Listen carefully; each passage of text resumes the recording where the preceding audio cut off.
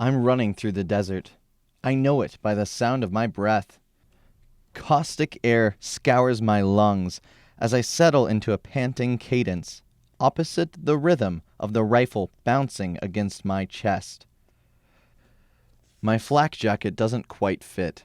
The straps float an inch off my shoulders, bringing 30 pounds of armor plate hard against my spine each time a boot heel strikes hard-packed dirt.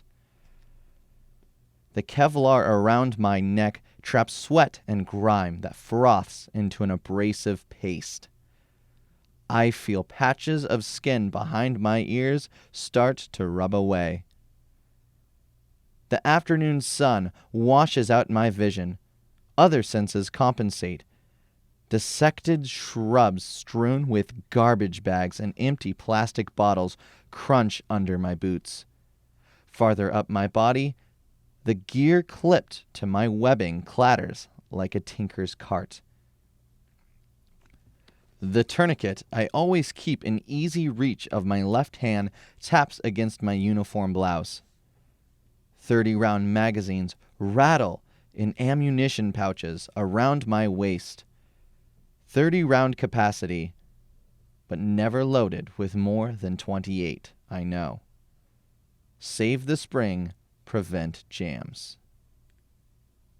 It all moves with me in a way so familiar, so exact, that for a moment I think this could only be real. My eyes adjust and I see the convoy in front of me.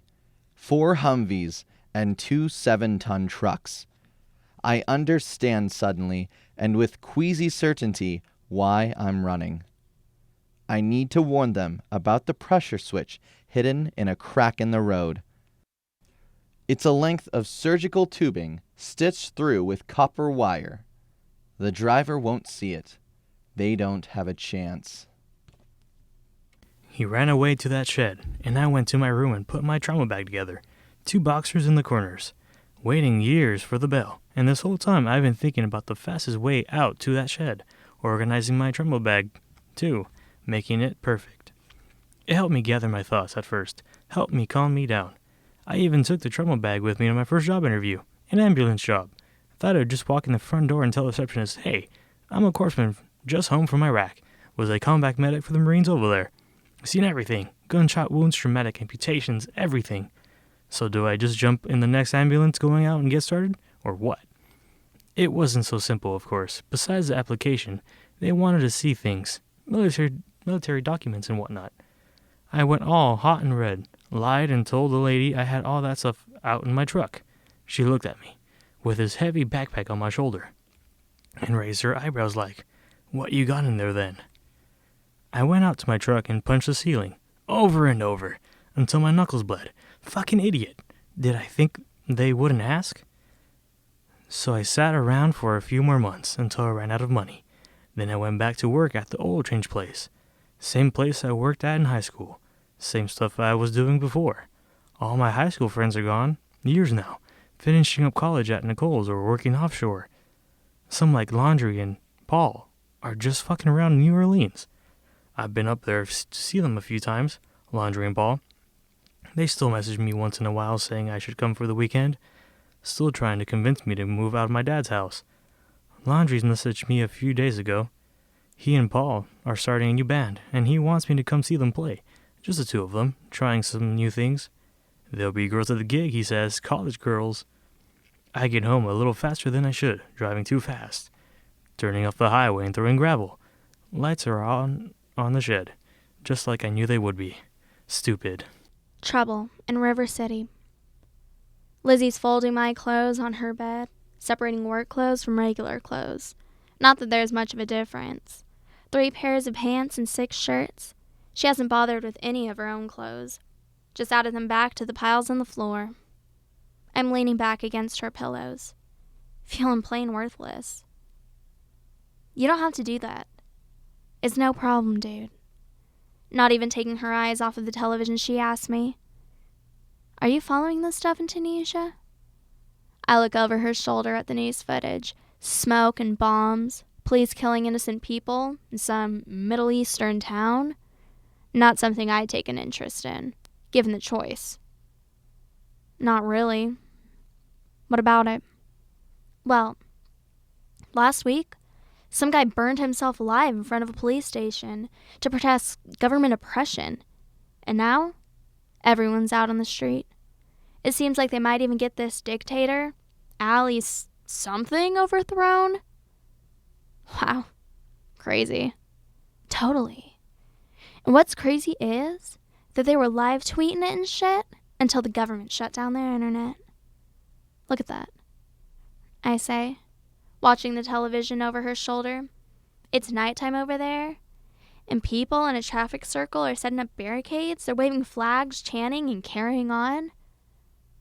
So, Iraq, Lizzie says, easing softly into the question she's been wanting to ask for a few days. When were you there? Round 06. And what did you do over there? What you saw, does it affect the way you think about things? Like, what's going down in Tunisia?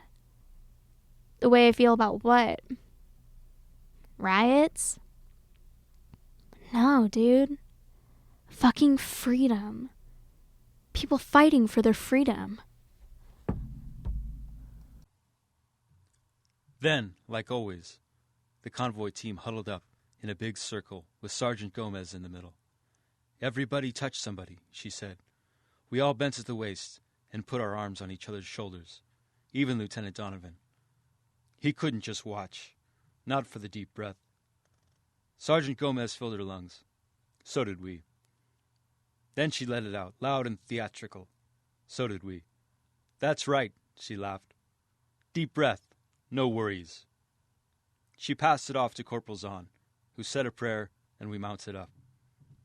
We drove across base to the entry control point and waited there for a big supply convoy to clear the gate.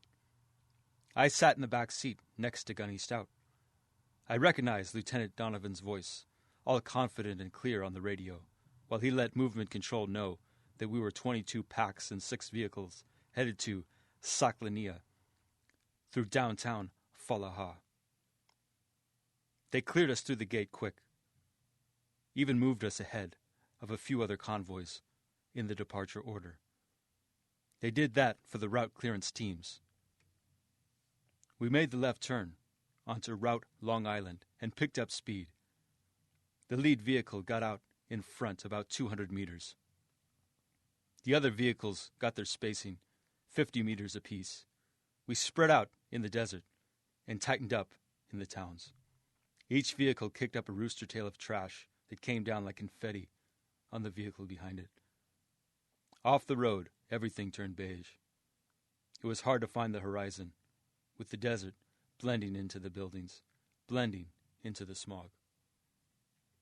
We passed a few little nameless towns on the road north to Falaha. This is actual. Execute 25-meter sweep, over. I watched the passenger door of Gomez's Humvee pop open, 50 meters down the road. Gomez leaped out as though she'd been held inside by a spring, and after checking the safety, draped a rifle across her back by passing the sling under her arm and over her helmet. Fighting 600 pounds of rough steel, she pressed her shoulder into the Humvee door. Sand boiled over the toes of her boots.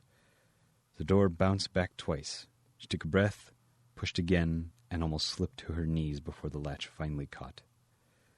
Then she stood up straight and wrestled her flak jacket back into place. The weight of her ill-fitting body armor sat so far forward that she had to force herself not to slouch. The ballistic plates, 6 full magazines, and her radio all pulled straight down. She rolled her shoulders, came off her feet, and set her heels, coaxed the tan monster into place, and took a long step onto the road. Marines swarmed around her, doing their 25s.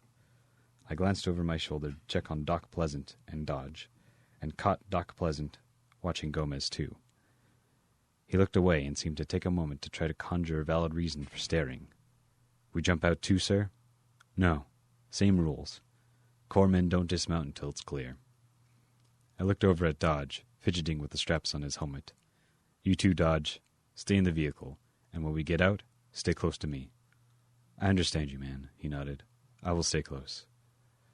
Doc Pleasant elaborated helpfully, See, we can't replace you. Me neither. I'm the only medic, and you're the only terp. So we wait, okay? Yes, understood. No, look at me. Repeat what I said. I speak English, man. Dodge's voice got testy. And I heard you.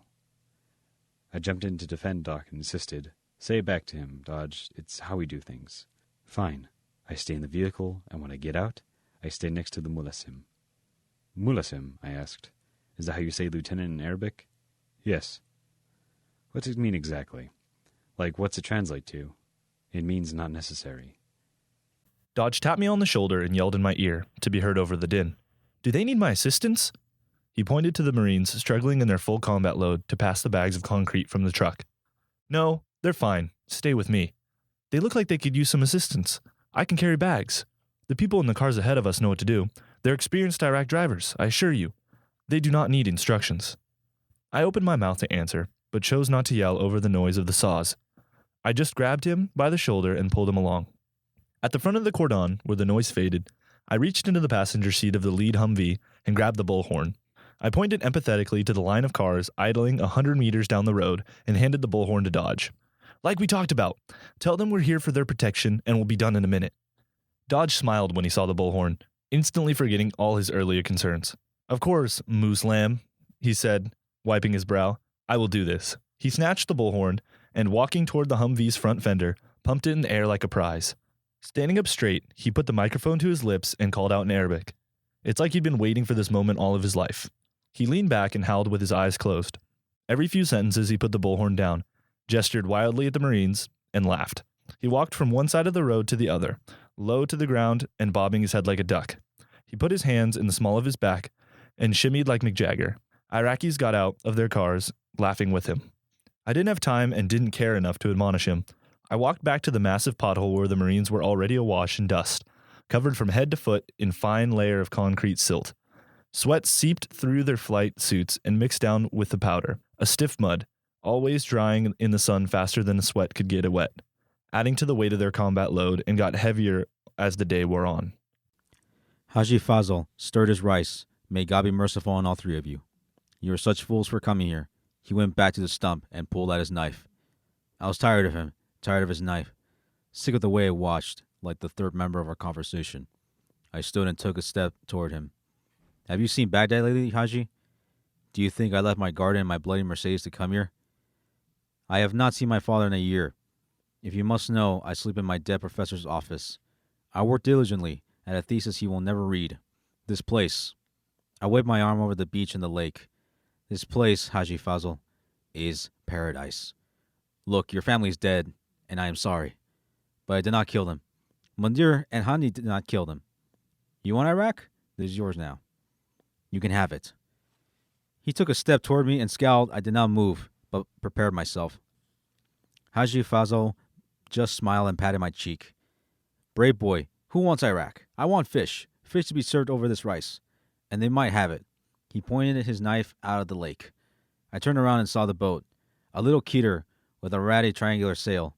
Abu Abdul worked at the sheets while Mundir rowed. We will have family breakfast if God wills it. And God did, heaping bowls of delicious rice and fish. And toward the end of the breakfast, Hani returned with the car. He came bouncing with the dirt path, wearing a wide grin. The shocks labored under the weight of the merchandise he had purchased.